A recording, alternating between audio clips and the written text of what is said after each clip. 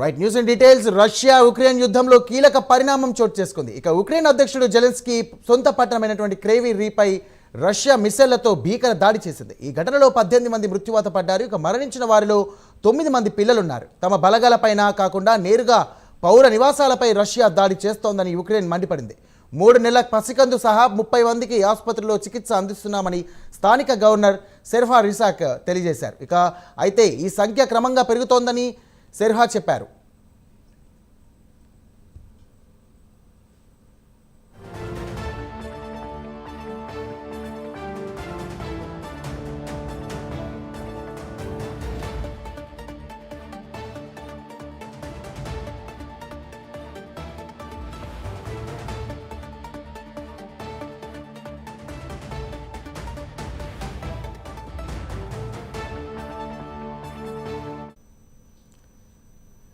ఇక రష్యా ఇచ్చినటువంటి అన్ని హామీలన్నీ మిసైళ్లు, డ్రోన్లు, బాంబులు, ఆయుధాలతో తుంగలో తొక్కుతున్నారని ఉక్రెయిన్ అధ్యక్షుడు జెలెన్స్కీ మండిపడ్డారు. పశ్చిమ దేశాలు రష్యాపై గట్టి ఒత్తిడి తెచ్చి యుద్ధానికి ముగింపు పలకాలని జెలెన్స్కీ పిలుపునిచ్చారు. దౌత్యం అంటే రష్యాకి అసలు లెక్కలేదని జెలెన్స్కీ విమర్శించాడు.